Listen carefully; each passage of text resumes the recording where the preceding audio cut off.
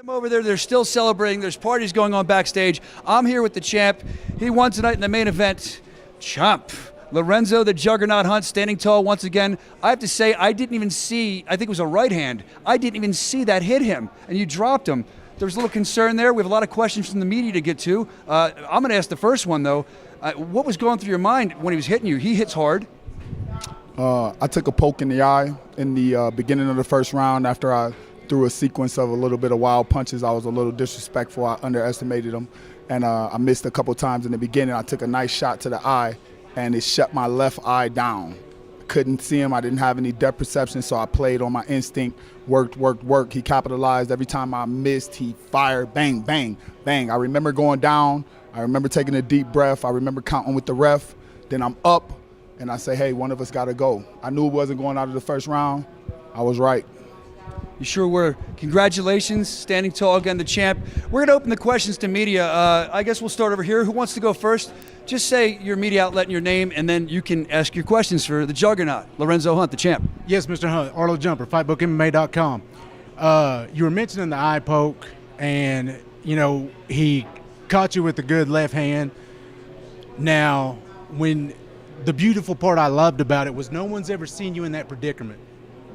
We've seen you get hit, but no one's seen you in that predicament. What went through your head? Because you showed absolutely the heart of a champion to get up and do what you just did.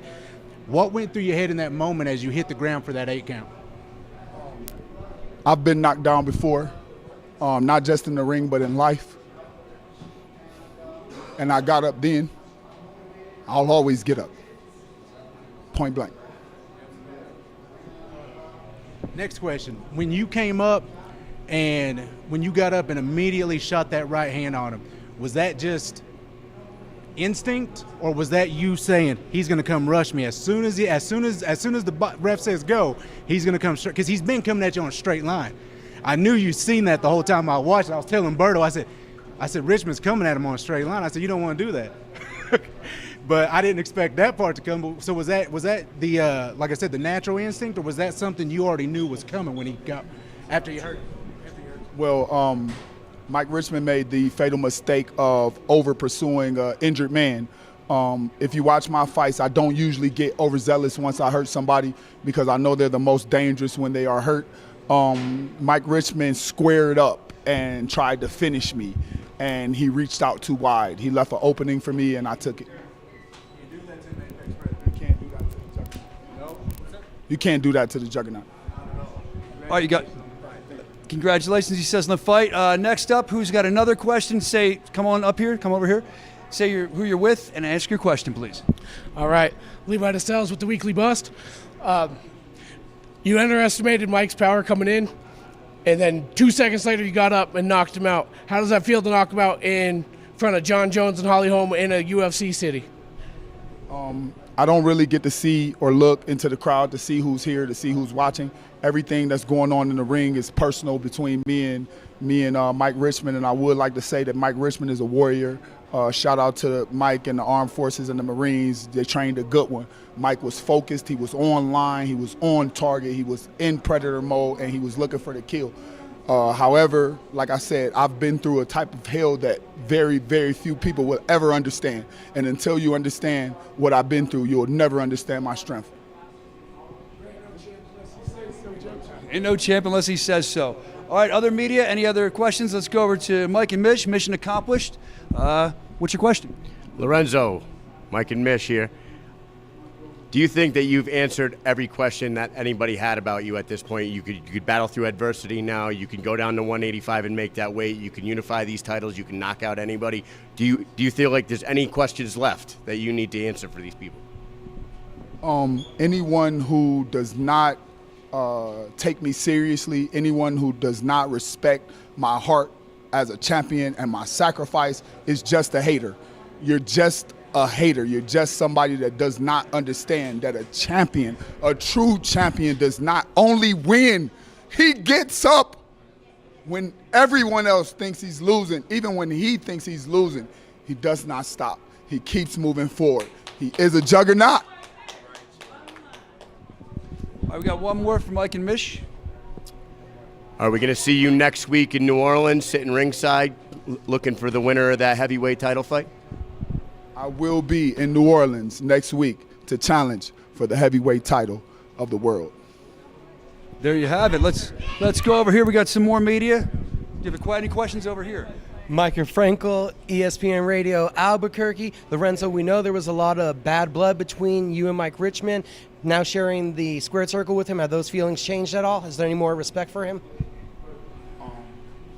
Yeah, Mike Richman has all the respect a one fighter can give to another. He challenged for the championship. He challenged the best in the world, and he showed heart, he showed perseverance, he showed power, he showed focus, he showed all the things, the making of a champion. One day in the future, maybe he will be a champion, but ain't no champ unless I say so. You go. Do you get one more over there? All right, got one more. Last one, how do you feel this performance, the overcoming the adversity, getting the win, how's that add to your legacy? Well, the challenge to this fight was beating the scale. I lost close to 40 pounds in 30 days, and I challenged myself. I starved myself. I pushed myself. I've overcome myself, and you don't know true strength until you know true discipline, and until you can tell yourself no, you'll never be a champion. Do we have any other questions for Lorenzo the Juggernaut, the champ from the media? We got one more over here. All right. Gabriel Padilla, CageMinds.com. Lorenzo, congrats on a huge win tonight. Just want to know how you're going to celebrate tonight and what you got planned coming up and how soon you want to get back in there. I'm going out with my family, and I'm going to recharge myself with the love that brought me here. That's all I want. That's all I need. There you go. All right. Lorenzo the Juggernaut Hunt, still your champion, your undisputed champion. Says he'll be in NOLA next week. Thank you, champ. Have a restful night, man. Celebrate, too, if you want. All right, we got more coming up here. I believe next up for the media scrum, we got Austin, no doubt Trout in the house. There he is. Ladies and gentlemen, this is the one time you can get loud when we're not talking. Give it up for Austin, no doubt Trout. Come on up, Austin. We'll get you up here. We'll ask some questions from the media. How are you? I'm good, man. It's good to see you behind your back. It's good to see you, man. Impressive fight. I'm going to ask you the first question. What a debut. Here we'll ask some questions from the media. How are you? I'm good, man. It's good to see you behind your back. It's good to see you, man. Impressive fight. I'm going to ask you the first question. What a debut. How do you feel after your debut? I mean, was it what you expected? As far as what we thought was going to happen, I thought I was going to get that third round KO. Ended up being the fourth. I'm happy with it. I feel electrified right now. Like I'm still on a high. I feel like I just got into a fist fight. You know what I'm saying? and I'm very excited for the next one. You know what I mean? How was a bare knuckle fight different? We talked about this before you came out there. Was it what you expected? The differences from a boxing fight to a bare knuckle fight? Because it's a lot different. It's a lot different. And as you saw in the first round, we've been working on our clinches. And I was kind of inside trying to rough him up and touch the body. And I think that was kind of what shocked him. He figured that he was going to do that. And then after that, I just made it a boxing match. And I plan on continuing to make it a boxing match with all these guys. But if they want to make it ugly, we can do that too. We know you can. All right, let's go to the media. We'll answer some questions from them. Who's up first? Yes, Austin, Arlo Jumper, FightBookMMA.com. First of all, congratulations, sir. Huge fan. So one of the first things I just kind of want to say is tonight you kind of proved some traditional boxing can cross over into a bare knuckle arena. But the thing is what I was telling my partner, he just took off. That's why I got to hold the camera too. But I told my partner, I said, you can't just be a traditional boxer. You've always been a boxer puncher. How do you feel that made you cross over a little bit easier than most, say, traditional boxers? Well, the key today was the jab and my footwork. And if I wasn't going to be able to sting him with anything, if he was going to walk through my punches, it was going to be a rough night. Luckily, I was able to sting him and stop him with the jab, and which ended up setting up other shots, lefts to the body, lefts around. But then again, my footwork as well, being able to step around, catch with the left hand, let him run into some shots.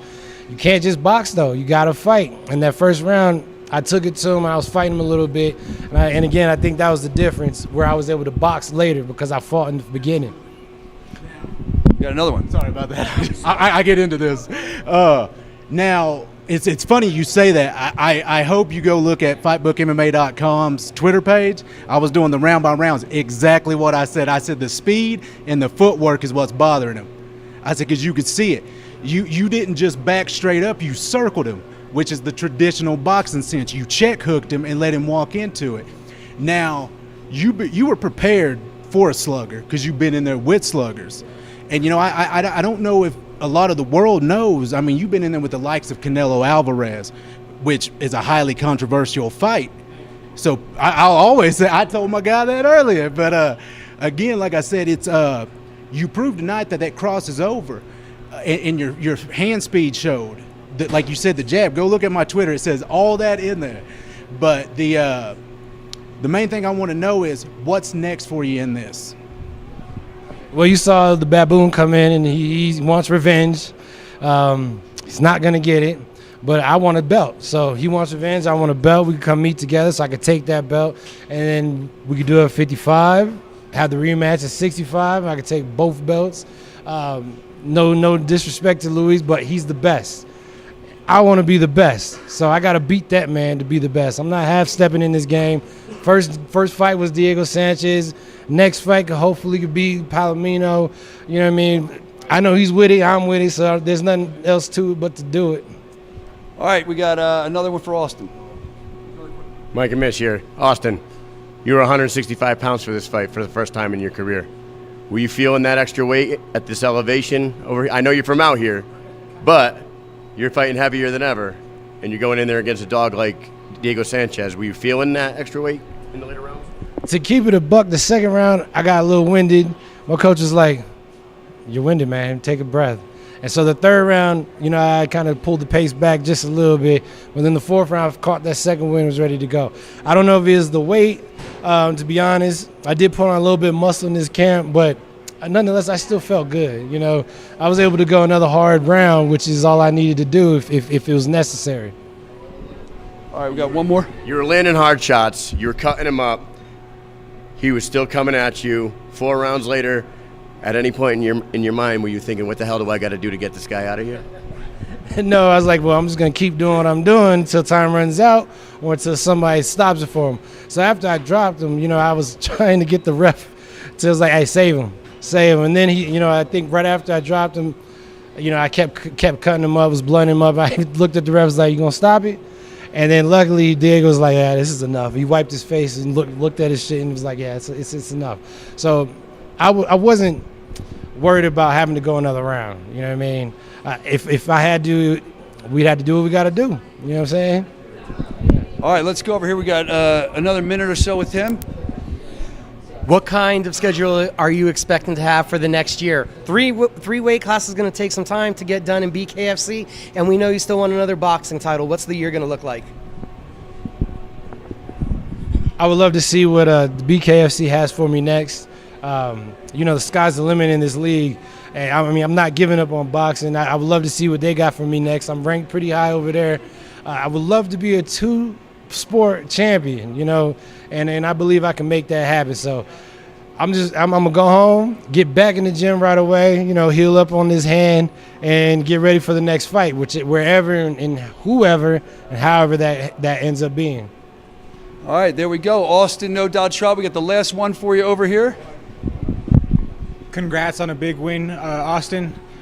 So with Diego's forward pressure, was that ultimately a favor for you to set up the ending shot? That's what we trained for. We knew he was coming forward. And so our whole camp was just sidestepping, you know, spinning him, using his momentum against him. So, you know, he played right into our game plan. But really, I mean, I don't know what else he could have done, you know. So, yes, it played right in my favor because that's what we were ready for. Austin, I said that was the last one with this guy's over here dancing. He really wants to talk. You got time for one more? He's excited. They're big supporters of the Weekly Buzz. Levi DeSal's Weekly Bus. Seems as if you were using setting up the body to set up the left hook. Was that always the plan? Seemed like you were saving that one. That was always the plan. We wanted to go touch the body because we know Diego got a hard-ass head. So, you know, it was like we got to soften the body up first. And it worked out. It was almost picture perfect, you know. We touched the body, touched the head. All right, there he is. Austin, no doubt Trout. Who knows what's going to happen next for you in BKFC? We're looking forward to it. Thanks for taking the time. I know you're ready. I know you are. Thank you. Look at he looks good. Even after he fights, he looks GQ. We love it. Thank you, bro. All right. So we have more coming up, more people up next here at the BKFC KnuckleMania 3 Media Scrum. Do we have David Feldman? Yes, here he comes walking up. The founder, the president, the man that helped put this whole shebang on tonight takes the mic away. Go ahead, Dave. What's up, guys? So it was a great night here in Albuquerque, as you saw. Record-breaking crowd for us, sold out again. Unbelievable town here in Albuquerque, unbelievable fight town, unbelievable fights. Everything just worked tonight. It was a great night for BKFC. All right, let's open it up for some questions. You can do it. Let's open it up for some questions. I'll come to you in a minute. All right, the weekly bust. Yes, leave it ourselves. How does it feel to outsell the UFC in Albuquerque? You know, we don't really ever see anybody as like competition or compare ourselves, but I mean, to be able to have more ticket sales in the same venue that a outstanding company like that had, it's an amazing feeling. I actually, when I got the count at the end of the night, I had like chills, man. It was unbelievable. All right, we got another one from Mr. David Feldman. Quick question, Mr. Feldman. Arlo Jumper, FightBookMMA.com. KnuckleMania is your big thing, is the big one. Where do you see this with the way the fights all ended amazingly, like the main fights that you were advertising for ended amazingly spectacular? Where do you see this like sending the company? I mean, it's blowing it up. We graduated to another level tonight. You know, there's levels in this thing, and we went to another level, and then we have one or two more levels to go, and then I don't think really anybody out there can be any type of competition to us in any combat sport out there. It's just a matter of getting more people to watch this. Look, everybody in the crowd has at one time or another seen a bare knuckle fight. They understand it. It's easier for them to relate to. This is the baddest motherfucking sport on the fucking planet with the baddest motherfucking men and women that fight inside that ring. I swear they may not be the best boxers. They may not be the best MMA fighters. They are certainly the baddest motherfuckers that exist. Absolutely. All right. All right, David, we had some amazing fights tonight. Josh Watson's knockout. Unbelievable. He's a New England guy. Are we going to get a Josh Watson fight over on the East Coast soon? Have you talked to him? Probably not, because we're going to put Josh Watson into something really big, hopefully. We'll see if we can talk him into that. We got something big planned for him. Look, I mean, he came out tonight. He walked right to the guy. He did, you know, he didn't have any type of fear in him. He did his thing, and he ended up knocking out someone that a lot of people thought was going to knock him out. So Josh Watson proved right now he's 2-1, 2 knockouts in BKFC. He comes to bang, you know, he's a star in the making. All right, we got one more from Mike and Mish. Lorenzo Hunt.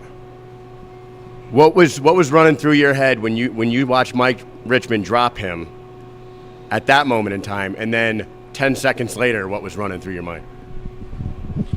I mean, it was just Mike Richman is the real deal. I mean, I don't care that he got knocked out. He's the real deal. He can disintegrate you with punches. He was battering his body so bad, and then he went to the head and he dropped him. He got back up, and this is like I said, this is a badass sport, man. He got cracked, and Mike Richman got knocked out.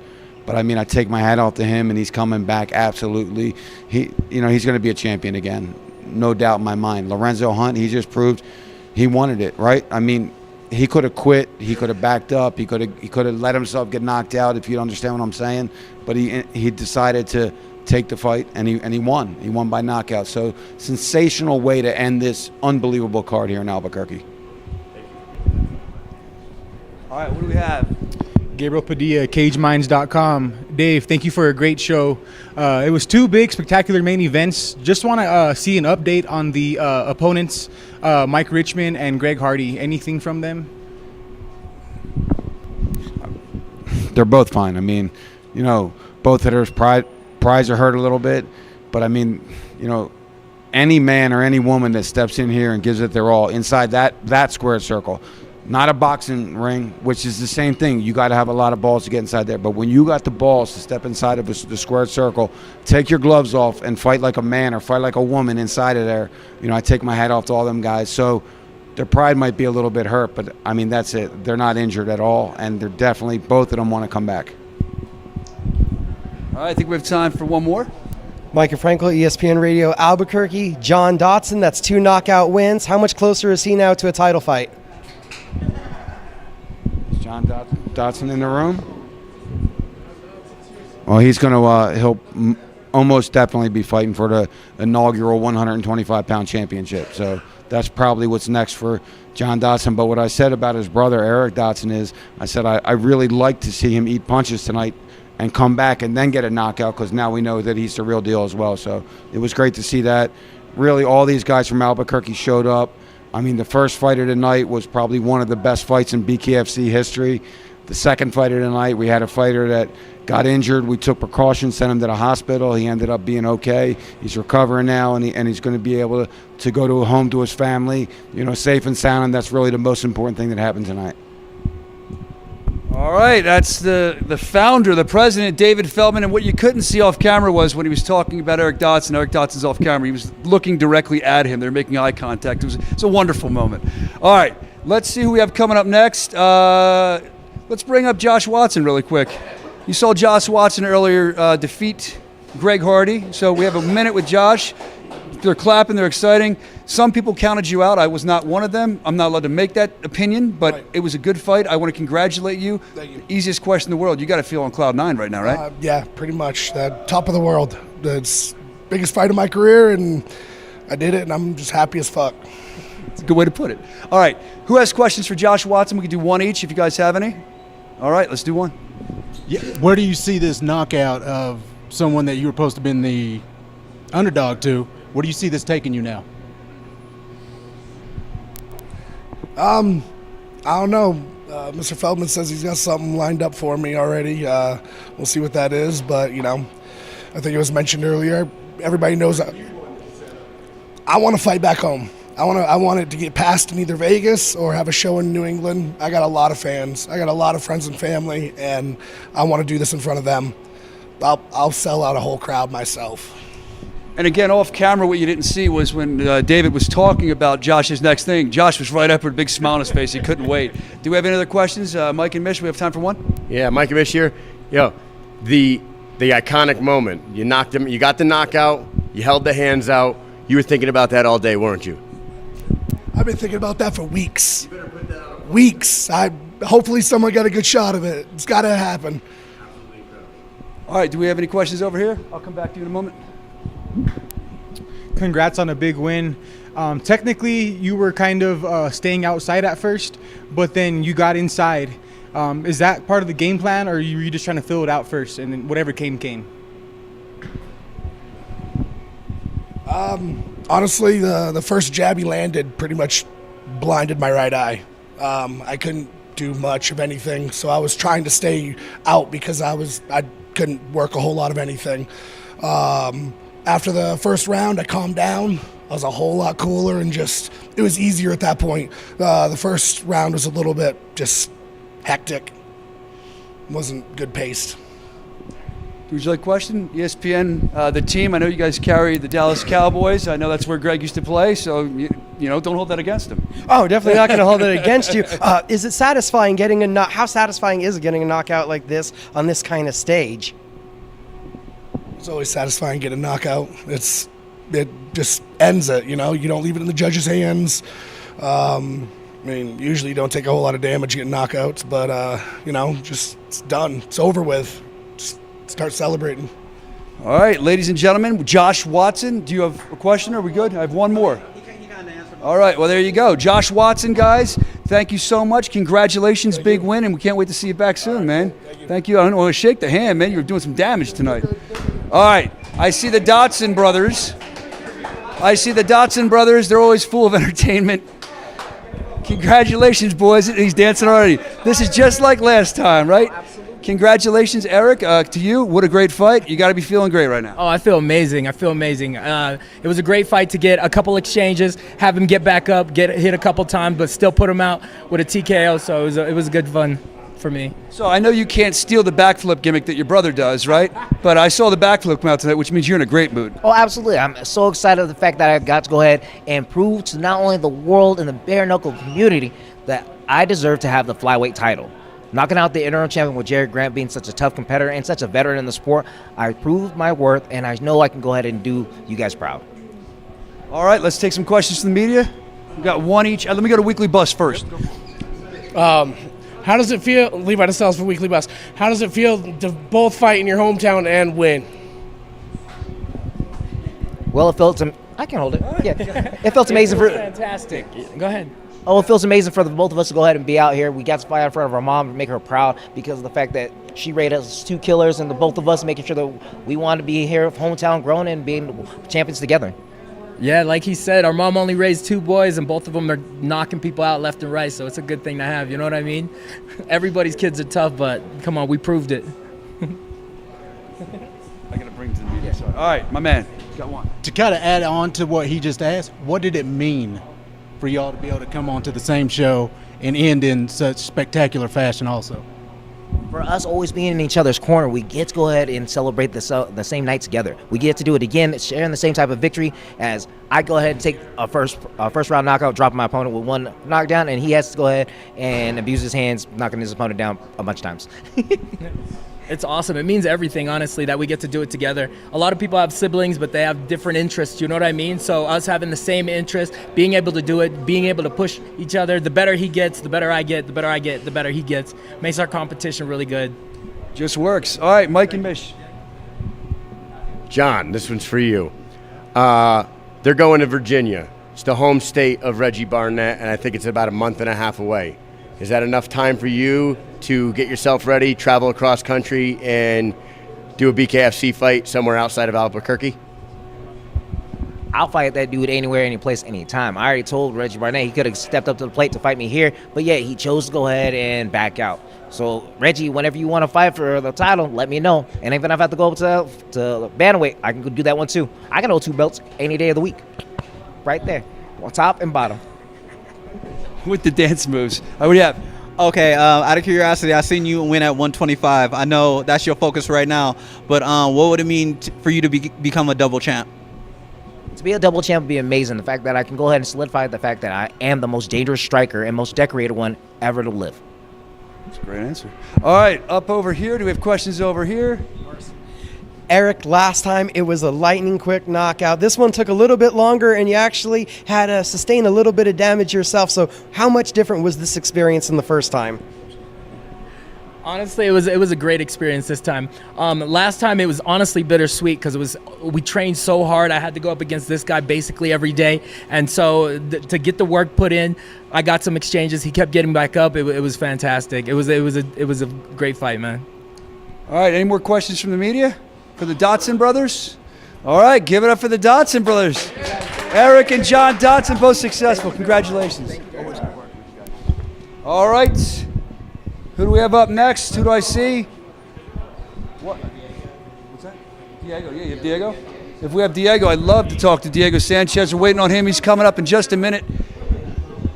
They're trying to get him. While we wait, we can talk to, let's talk to Kevin Kroon wants to talk. Go ahead. What's going on, guys? I came to Albuquerque to stock up on green chilies and knock that kid silly. Let's go. I'm going to keep knocking motherfuckers out and looking good for the camera, all right? Can I go home now? Does anybody have any questions for Kevin Kroon? My man. All right. My man. So you got one question over here, then you can go, it seems like. Let's go. All right. Go ahead. Okay, referring to you now as MC Kroon, coming off with all these hot one-liners recently. MC Kroon, let's go. You call me whatever you want as long as you pay me. Let's go. It's a good way of looking at it. I don't think we have. Oh, we got one more for Kroon. Now they're getting excited. I got one. You're all full of charisma. You come out with a great shirt last time. I noticed what you did with the shirt there, fighting Chevy. I think you need to get them to write it into your contract that you get an in-ring post-fight interview every single time you fight in the BKFC. What do you think? 100%. Bare Knuckles fucking up by not giving me the mic. Let's go. You don't even need the mic. The way you're loud, you're obnoxious. Buddy, it's a good project. thing. I can project. I know you do. Okay. All right, there he is. One of the best dressed men in Bare Knuckle Fighting Championship. Kevin Kroon, it's a pleasure to have you. That was the best. All right, next up, I see that we have. Oh, there she. I kept trying to get you up here. How are you feeling, Jamie? I'm doing great. I just want to so they know, Jamie Hinshaw's here. What a performance tonight. You said you're feeling great? Yes, I'm feeling amazing. All right. Any questions for Jamie Hinshaw? Okay, usually you fight at 105. Do you plan on staying at 105, or do you plan on kind of jumping weight classes again? Honestly, I don't think there's too much competition at 105, so I'll be perfectly fine at going 115. There you go. Do we have any over here? Mike and Mitch. This puts you at 2-0. 2 knockouts, technical knockouts. But can you talk about your level of respect for your opponent tonight after you watched her try to reset her own broken ankle in that ring? It was insane. Yes, I gotta give it to her. Hopefully she has a speedy recovery. You know, if she wants a rematch, I would definitely take it. It just shows you how us women are tough as fuck. You know what I mean? Much tougher than me, I'll tell you that. And that's not a hard thing, though. All right, up over here, let's go over to our friends from the ESPN affiliate, the team. Mike Frankel once again. Jamie, we talked about your first fight. It was more of a street fight. There was some animosity. You came out aggressive. How do you feel you put forth a technical performance tonight? Yeah, the first one, it was just a lot of excitement. I didn't really like my opponent. This one, I knew that I had to actually take a step back and pick my shots and, you know what I mean, calm down, and it worked for me, so... It sure did for Jamie Hinshaw. I think we have time for one more, the weekly bust. Did you guys have one? Yes. Is there one female on the roster that you want to take next? I'll take anyone they had in front of me, honestly. I ain't afraid of no one. And we saw that tonight. All right, guys, that's. Do you have any more? Jamie Hinshaw? Okay, we're good. Jamie, thank you for being so patient. Great performance tonight. We wish you luck in your future bare knuckle fighting championship. Oh, wow, you got a better handshake than I do, too. Yeah, give it up for Jamie Hinshaw. Hey, look, we were waiting. I'm looking over there. We were waiting for Diego Sanchez. I don't see any sign of him. I don't think that's going to be happening, so we're going to close it out right now. I just want to thank you very much for watching KnuckleMania 3. I want to thank you for being a fan of Bare Knuckle Fighting Championship, and we appreciate everything that you guys do and bring. Thank you for subscribing to our app. Don't forget BKFC.com. If you're watching this on YouTube or wherever, you can subscribe for just $7.99 a month. It's KnuckleMania 3. It's our signature event, and what a night it was. Thank you for watching. Thank you to the crew. Thank you to the media. We will see you 1 week from tonight in NOLA for a heavyweight championship of the world fight. Arnold Boomaye Adams, the champ, taking on Alan Belcher. We can't wait. We'll see you then. Until then, remember, the louder you get, the harder they hit. Boom!